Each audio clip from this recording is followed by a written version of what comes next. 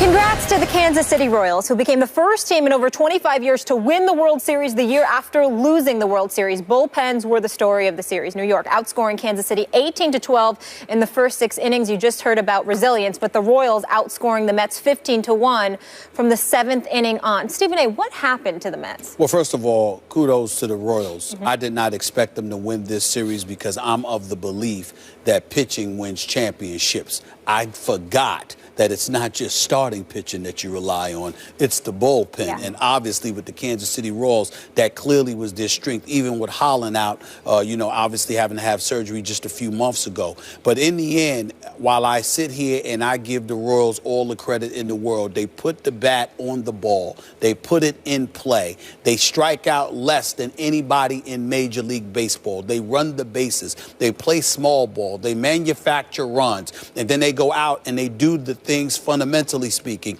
that you need to do in order to win. The one thing that I think, however, must go, we have to speak on, it can't go unnoticed.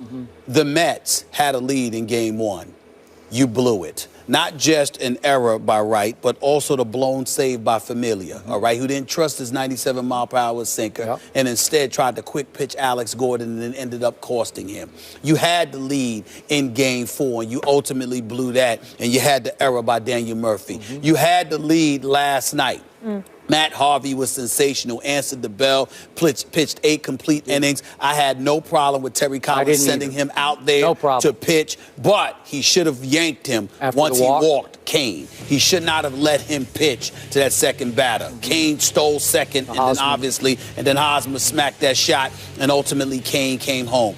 That was the mistake. That's the lone mistake that was made as it pertained to Harvey. But in the end, the Mets lost this game because the Royals were more fundamentally sound. They know how to play this game, and more importantly, the Mets choked. There's no other way around this. When you lose because of errors, you have choked. That's what happened. Lucas Duda last night, the throw to home plate, not catch, wild throw and not catching Hosmer. That you could have ended the game right there. He messed up. So it's Duda, it's Murphy, and by the way, Cespedes, didn't show up. Daniel Murphy didn't show up. They won't be back next year.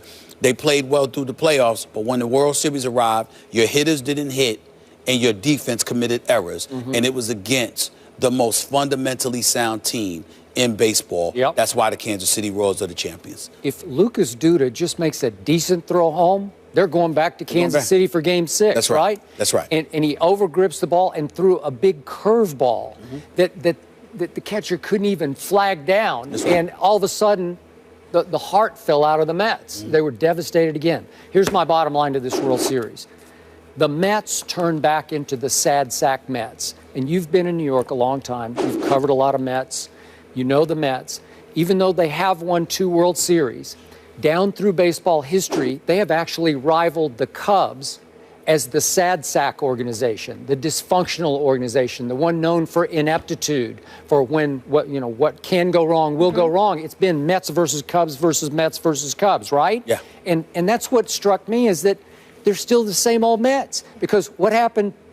The first batter up for Kansas City in Game 1, bottom of the first. Remember Escobar? That's right. Hits a long fly. And Cespedes, I don't know what he's doing. And he either lost it in the lights or his shoulder is hurting or whatever, and it bounces off his foot into an inside-the-park home run. Cespedes seemed like he didn't even care half the time. He didn't care. And batted 3 for 20 in this series with 6 strikeouts. And then Familia, untouchable, and he leaves the ball up and over the plate to Alex Gordon, and he hits it to Oklahoma City. Remember that? That devastated the Mets right there. And then you lived and you died by Daniel Murphy, because he was Babe Ruth to this point, and then he never looks like a second baseman to me anyway. He looks like a power hitter playing second base. He was also 3 for 20. Yeah, 7 terrible. strikeouts. He was terrible. Yeah. And then he botches that ball. He botched another ball in the 12th inning last night that opened the floodgates. So you live and die by him, and in the end, you're just the same old Mets, and you lost in 5. You swept the Cubs, and you lost in 5. Because the Cubs were the league leaders in strikeouts. Yeah. And Kansas City didn't strike out at all. Tough weekend for New York sports, and that comes from Miss Connecticut. No doubt. No doubt. Congratulations to Kansas City. They deserve it. Yes. They're 2 of the best ever, and both of their teams are 7-0. But does Peyton's team hold the edge over Brady's bunch? Find out next.